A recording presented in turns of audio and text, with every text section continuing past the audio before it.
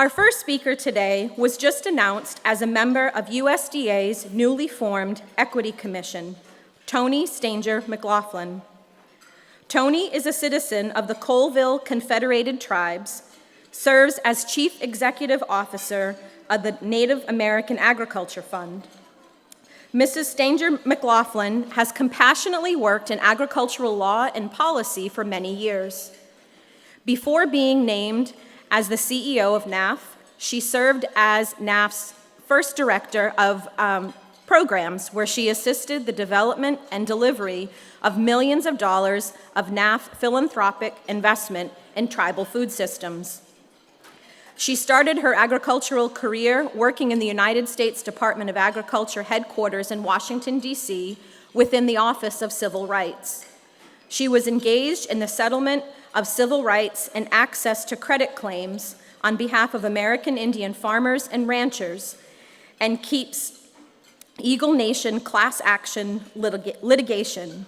The settlement of those claims ultimately led to the creation of NAAF. With that, please help me give a warm welcome to Toni Stanger-McLaughlin.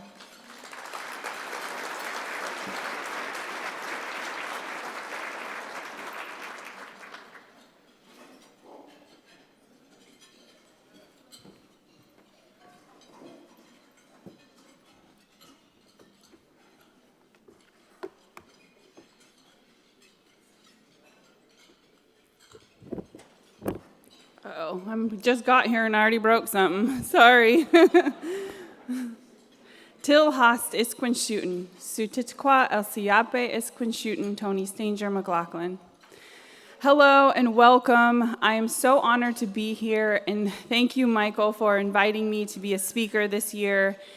He asked me months and months ago, and I did not book my flight until right before I flew out because I honestly did not think this would happen. And here we are in person, and this is something that I haven't had the honor of doing and speaking before people in almost 3 years. So thank you again for this invitation. So again, my name is Toni Stanger-McLaughlin, and my Indian name is Water Runs Downhill, and my name is representative of a location on my reservation, which thankfully I am lucky enough to be one of the few Native Americans that reside in their homeland, and that is in eastern Washington state. Where's Washington? Do we have Washington here today? All right.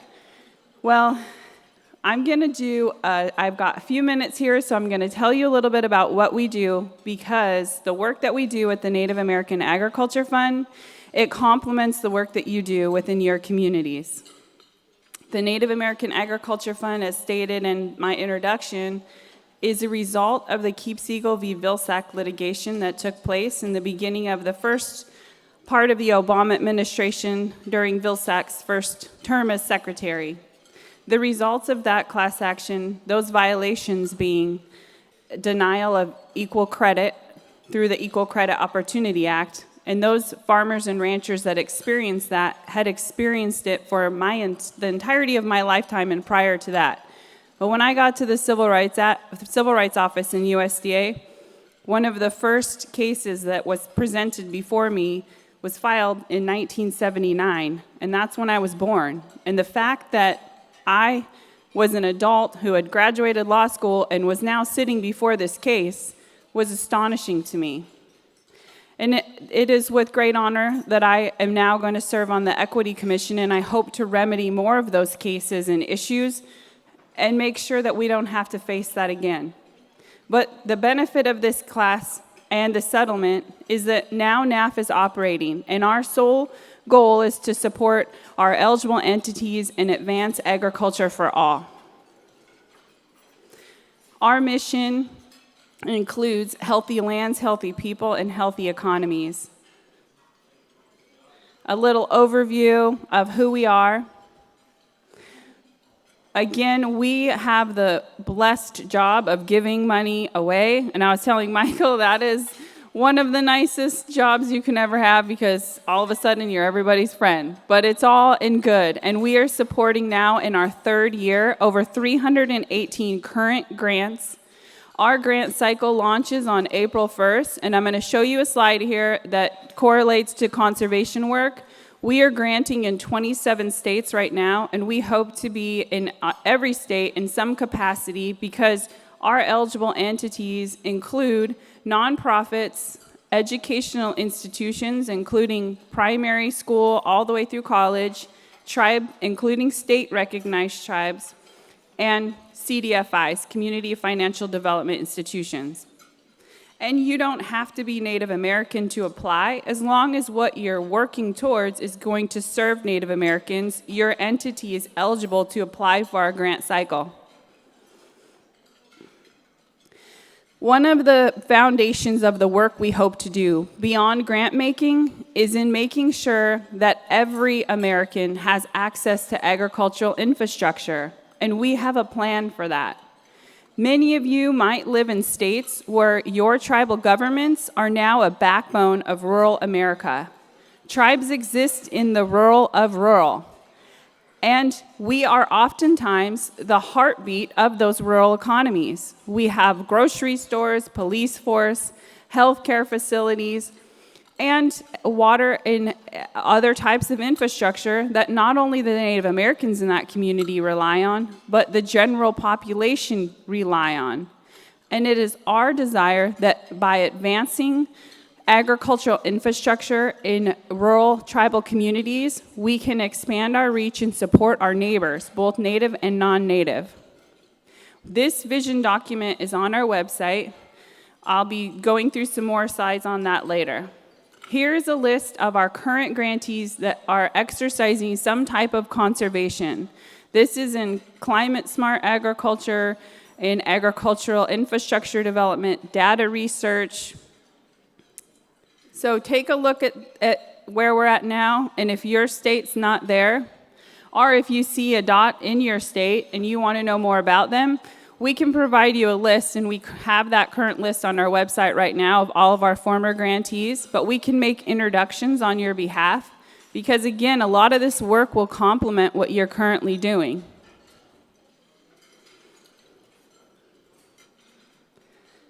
So now I'm going to talk more about our regional infrastructure model.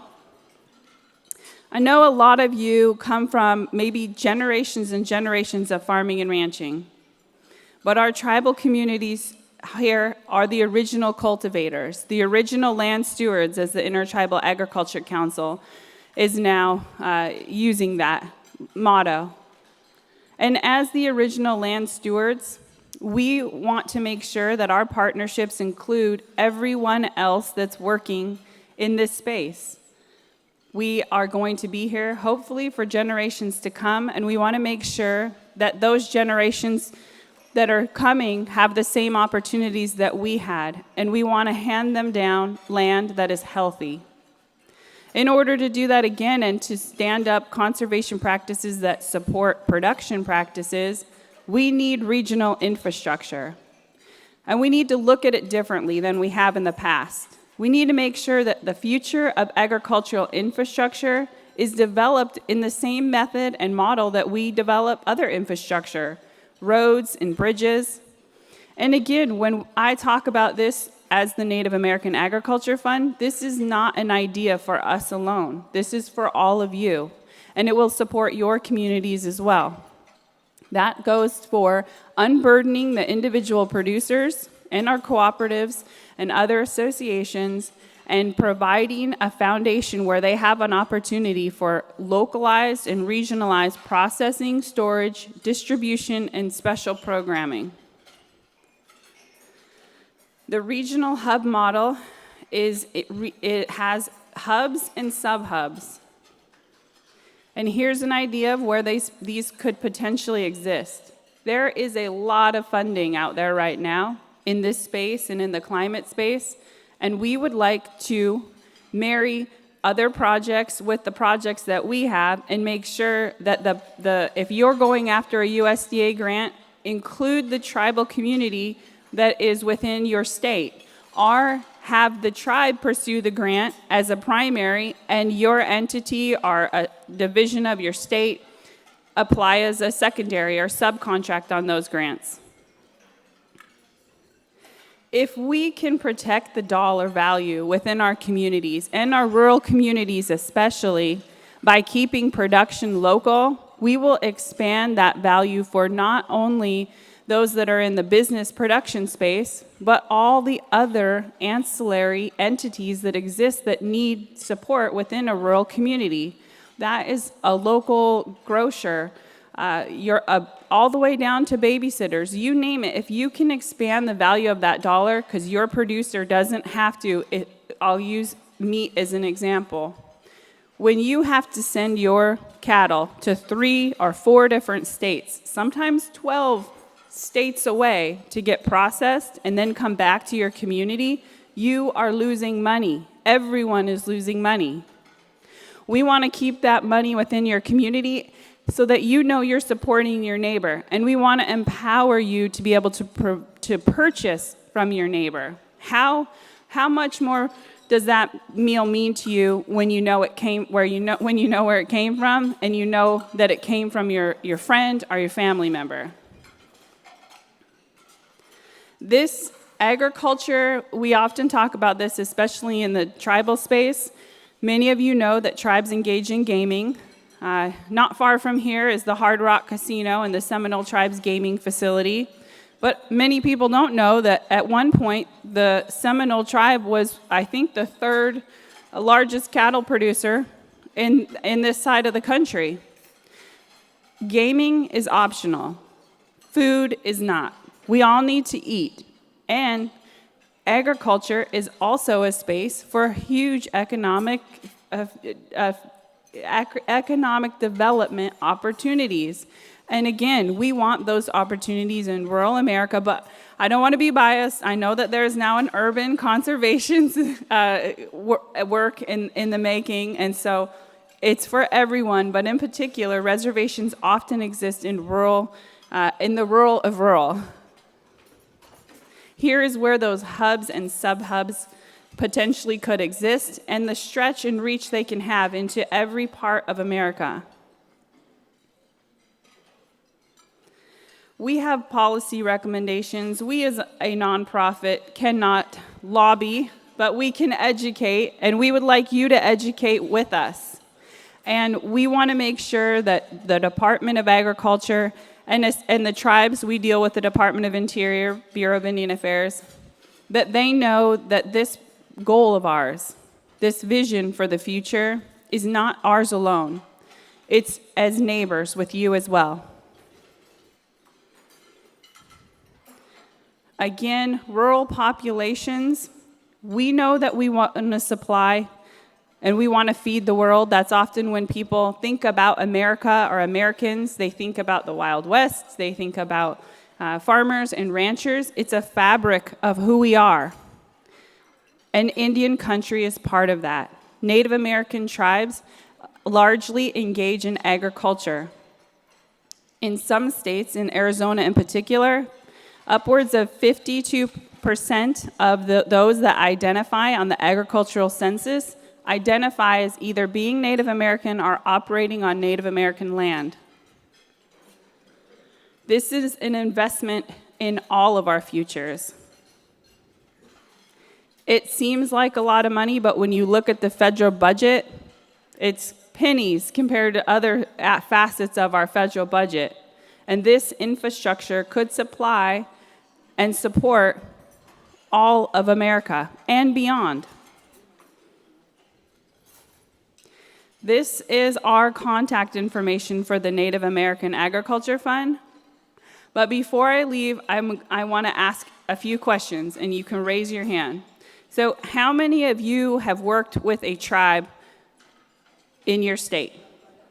So that's good. It's good. It's a great start. How many of you would like to engage with the tribe within your state? Do you have a tribe? Is it even an idea within your state? Well, the Native American Agriculture Fund can help. NAAF is a nonprofit. We are a drawdown trust fund. Our funding cycle starts on April 1st. We will be administering $15 million in funding. And again, those dollars can go to all of you. You are eligible entities. If you can find a partner, or you would like to find a partner to advocate for some type of assistance to the tribes within your community for a conservation practice, working in data, whatever it might be, please reach out to us, because the work that we do supports you and your neighbors, whether you know it or not. And as we move forward, we have 17 years of funding left. We are also expanding our partnerships to other entities. I am here representing NAAF, but I'm also a board member of I'm going to talk about this really quick. How many of you have heard about the Decade of Ag?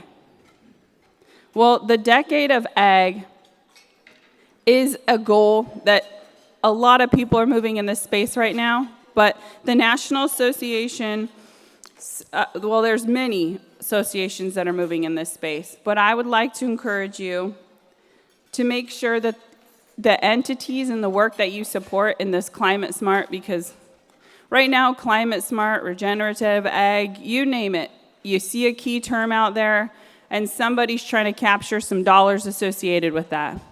But we want to make sure that conservation is at the heart of the work that we do in the Decade of Ag. It's a foundational component of how we're going to protect our environment and our ecosystems as we move forward for the next 20, 30, 50, and beyond.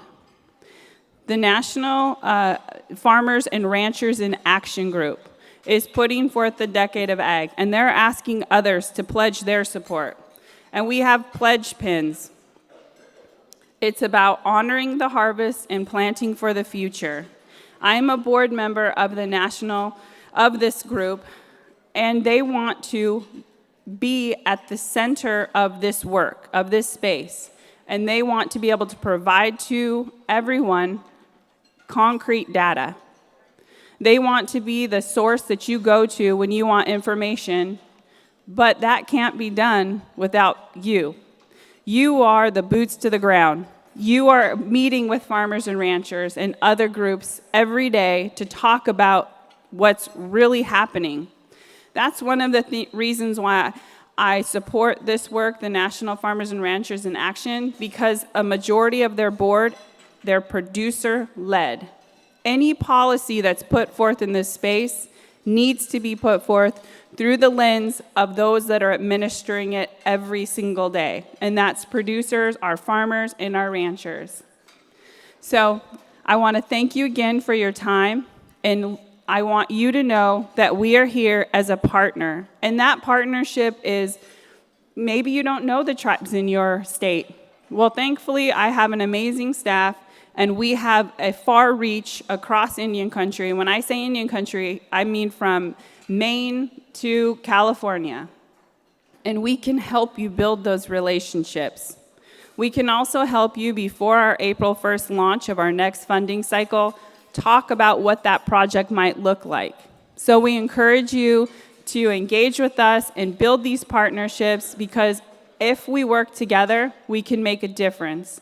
Native and non-native, we're all here. We are now all Americans, and we will never forget our roots, but we need to work together for the future. Thank you.